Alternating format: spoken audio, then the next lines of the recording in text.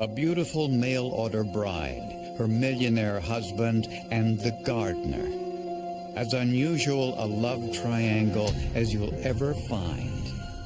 Until one of them died in a suspicious car crash. Was this truly an accident or something more sinister?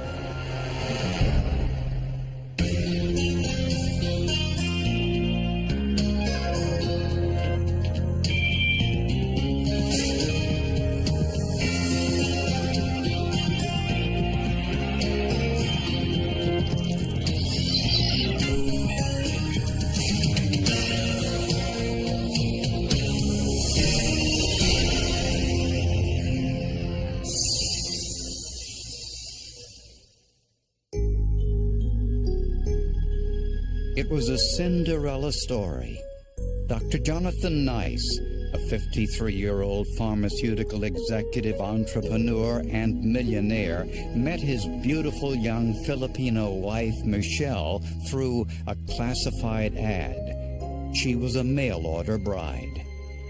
Not only did he promise her or represent to her a better way of life for her, it was a better way of life for her family. He sent money back to the family, helped some of her nieces and nephews go to school.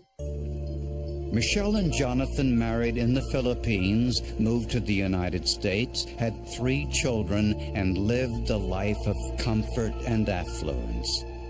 I know there was an age difference. I know he worked long hours. But other than that, I mean, it's just basically, they're married with kids. But after 15 years of marriage, the walls started to crumble ever so slightly when Jonathan got an anonymous telephone call.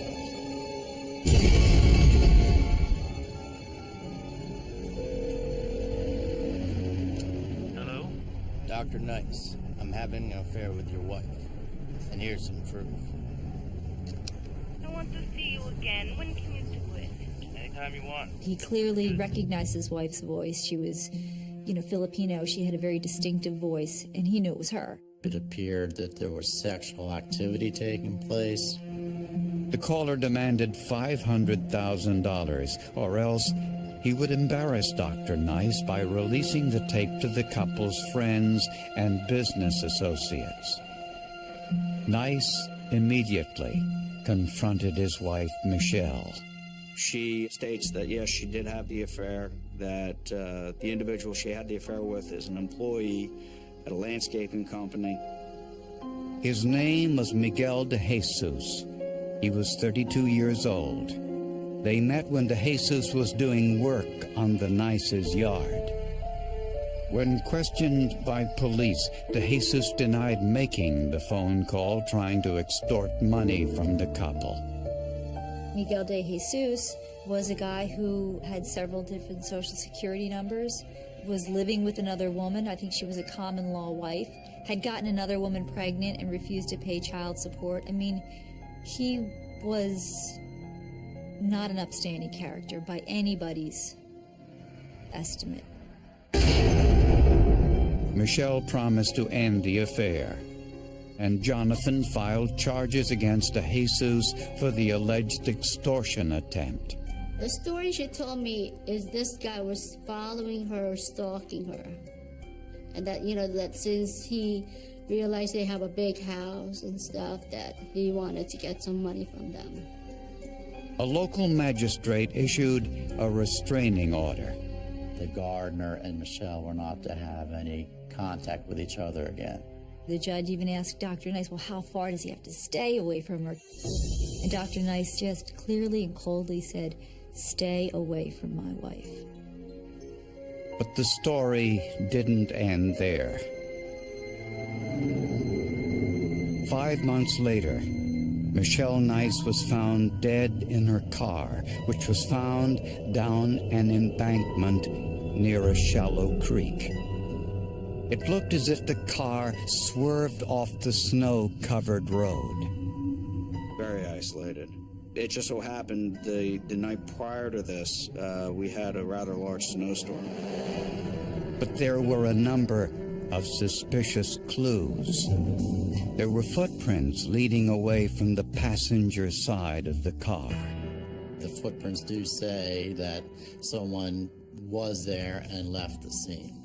It appears that someone had gotten out of the vehicle and left the scene. There was blood on the outside of the car, and a blood pattern on the driver's seat inconsistent with an accidental head injury. And perhaps most telling, Michelle wasn't wearing shoes. The bottom of her stockings were dirty. So obviously, at some point, she was walking around in her bare feet with the stockings, without shoes. So that was a red flag right there. There were a pair of women's brown shoes on the passenger side of the car, a color that didn't match her dark blue outfit. It was becoming clear to investigators that this was no accident. Although Michelle Nyce was found dead in her car, investigators didn't believe she was driving when the car ran into the ditch. She's a very short woman, no more than 5 feet, 5'1" tall. And the car is reclined, the driver's seat is reclined all the way back. At Michelle's autopsy, the medical examiner found evidence of not one head injury, but several. She had 4 separate lacerations, 3 in the forehead area that were separate, 1 to the top of the head. This would be inconsistent with a car crash, and more consistent with blunt force trauma. Michelle had cuts and bruises on her hands, what appeared to be defensive wounds. This death, in my opinion, is clearly a homicide. The shoe impressions found in the snow leading away from the vehicle across the creek and up to a nearby road were from a man's boot. This was a secondary crime scene. This is not the location where this happened. That the location is somewhere else, but this is where the body was left. On the night of the murder, Michelle worked the evening shift at the cosmetics counter of a local department store. She left around 10 p.m. She told her husband she was going out for a drink with her girlfriends. But the owner of a nearby motel told police Michelle was there that night in a room with the man he identified as Miguel de Jesus, the gardener she had been involved with a year earlier. Michelle had reached out to the gardener and wanted to get together with him. He agreed to do so. When questioned, de Jesus admitted having sex with Michelle that night, but insisted he had nothing to do with her murder. He said Michelle left in her car around midnight and that he went home to his wife. He was with Michelle that night.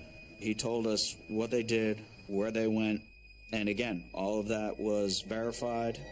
De Jesus did reveal one surprising piece of information. He claimed Michelle planned to divorce her husband. But I would never in a million years believe that she would leave the kids for the gardener. Despite outward appearances, investigators learned the couple was broke. Jonathan's company went bankrupt before he could bring his new drug to market. He was developing a new asthma-type drug, and he was a successful scientist. Unfortunately, it does not appear that he was as good a businessman as he was a scientist.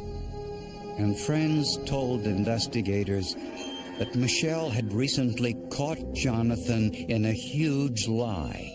She went into this marriage thinking that he was 10 years younger than he actually was, and that did not come to light until 10, 12 years into their marriage. She was very upset about it, but it was one of those things that they already have kids or were married, She can't do anything about it. She was a young woman and she liked to go out dancing, and he, for a couple months, tried to keep up with that. I mean, he even said, I took Viagra. I tried to, he just was trying to keep up with his younger wife. Jonathan said Michelle never came home after work. He said he was home with the children and never left.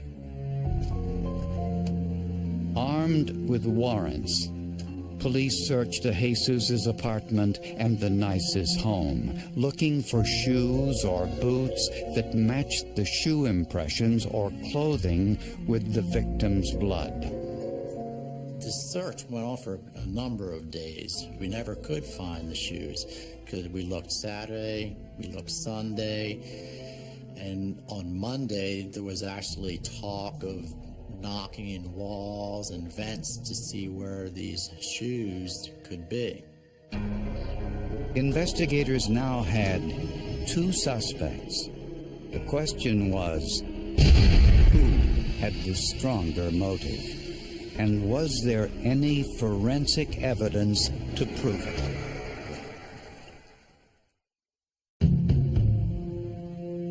When Dr. Nyce learned his wife Michelle was with her lover earlier on the night she was killed, he was inconsolable.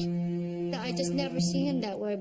He was just really sad and upset about Michelle, and we all hugged each other, and we were all crying, and then the kids were crying. He just told them that like maybe 5 minutes ago, prior to us coming.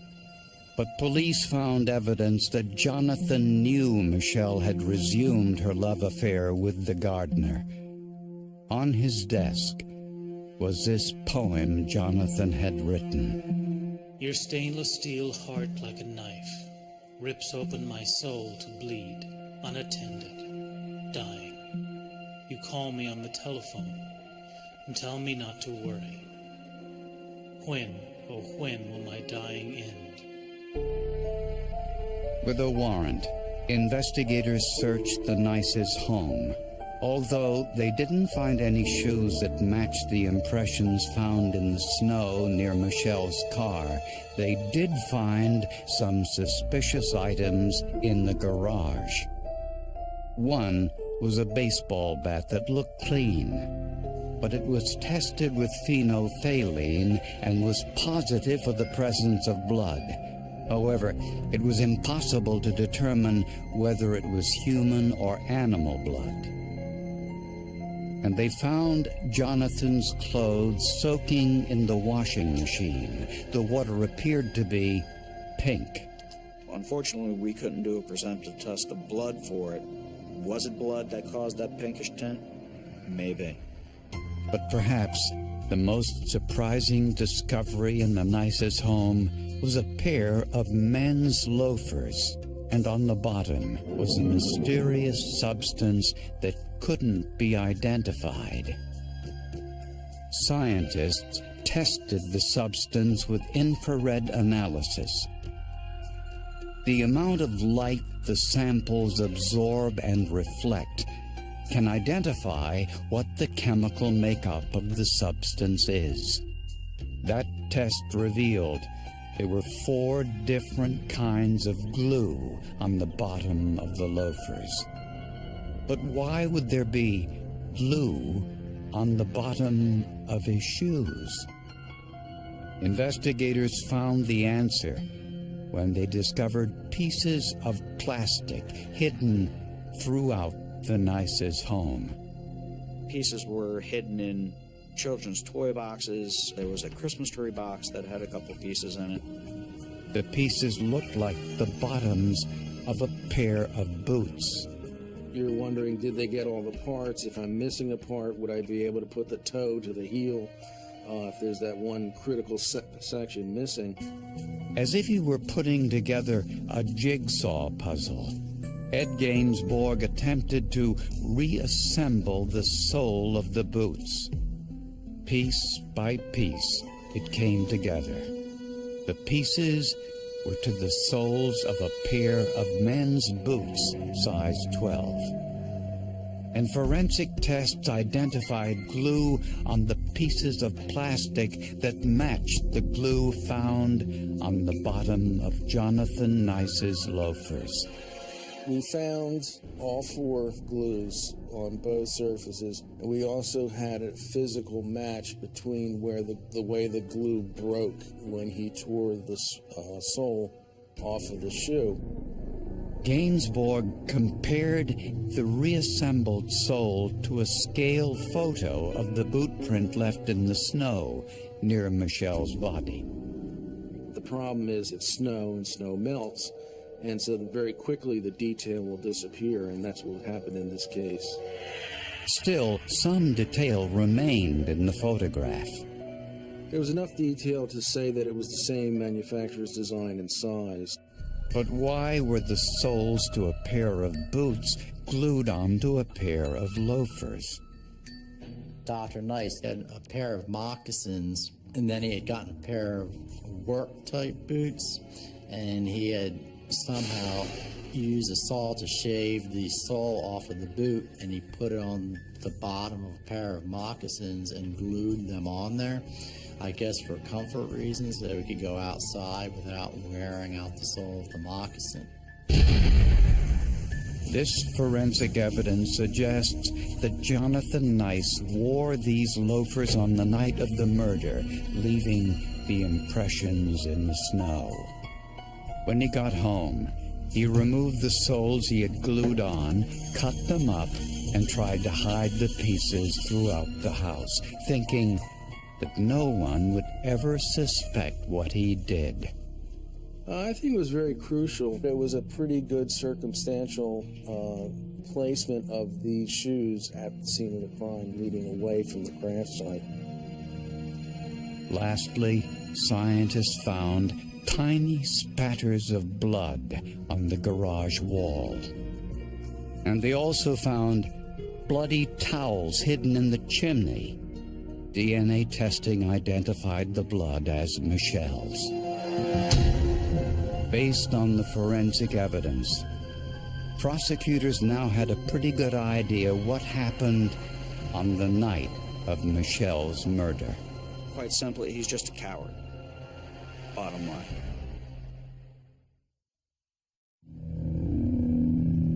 There was no question that Jonathan Nyce knew his wife had resumed her affair with their gardener, Miguel de Jesus. The poem found on Jonathan's desk proved it. But prosecutors do not believe de Jesus had anything to do with the extortion attempt a year earlier. They think Jonathan fabricated the call in order to make the affair public, to humiliate his wife and get the court order to keep de Jesus away so he could rebuild his marriage.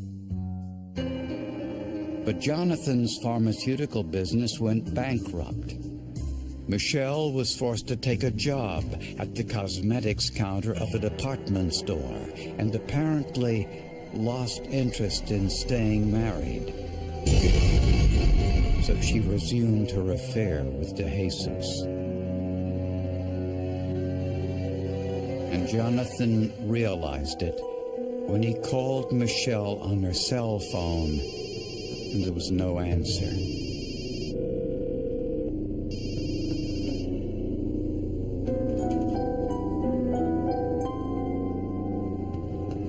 On the night of the murder, Michelle came home around midnight.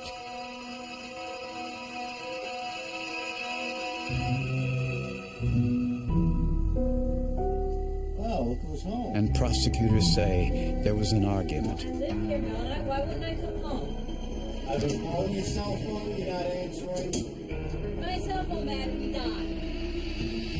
Michelle packed a suitcase. Whether it was to leave temporarily or permanently is unclear. Question me, you're lying to me. We'll be back in. Get back here. I'm not done yet.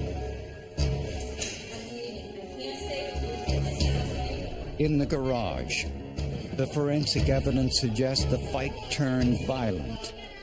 Jonathan grabbed a baseball bat and struck her repeatedly in the head. To cover up the crime, Jonathan pushed the driver's seat of Michelle's car all the way back, put her body inside, grabbed a pair of her shoes and the suitcase, then drove 1 mile to the nearby creek. He maneuvered the vehicle down the slight embankment and staged the accident. The foot impressions leading away from the car tied Jonathan Nyce to the scene. Prosecutors think he walked the 1 mile back to their home. Later, Jonathan cleaned the blood from the garage, but tiny amounts of blood spatter remained. He also removed the soles he glued to the bottom of his loafers, cut them up, and tried to hide pieces throughout the house. Police arrested Dr. Nyce and charged him with his wife's murder. He just started to sob uncontrollably and admitted to causing the injuries to Michelle. Jonathan claimed that Michelle attacked him first with a knife, but investigators found no evidence of a knife like the one he described. You told me she was holding something. I need you to describe this action and what she was holding to the best that you can. Stiletto. It was just, just a straight stab right at my neck, and she would, if I hadn't moved, she would have gotten me all the way through. He said he opened the door to assist her out of the car, and that in this dark garage, she lunges at him with this stiletto. He says as she's coming out of the truck, she falls, she hits her head, and that's allegedly what causes the injuries. No one believed his version of events. We'll have a separate meeting with someone regarding reduction of bail. It was ridiculous. It made absolutely no sense. If this is truly an accident, why would he go to that extent to try to hide evidence from the police? If it was an accident, you could just report it. At the trial, the defense team argued that Michelle's affair constituted provocation. The judge permitted the jury to consider that possibility. When the defense attorney cross-examining Miguel de Jesus said, "By the way, did you use a condom?" And he said no. And I glanced over at the jury and I saw one of the women sort of like shake her head. The jury found Jonathan Nyce guilty of the lesser charge of passion, provocation, manslaughter. He was sentenced to 8 years in prison. Prosecutors, friends, and family were appalled. Instead of getting a divorce, you can just kill your wife. So I don't think that's a good, a lesson to learn from this story. The jury has to believe that he was indeed provoked. And also that between the provocation and the murder, he had no time to calm down.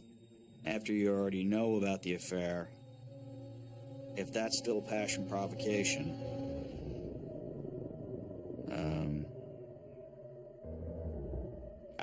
I don't think it fit in this case. But prosecutors say, without the forensic evidence, Nyce might not have been convicted at all. We have the forensic evidence of the shoes actually being pieced back together to show the extent to which the defendant, Dr. Nyce, went to cover up this crime. In my opinion, without the forensic evidence, it would not have been possible to even charge Dr. Nyce with this case and with the murder of his wife.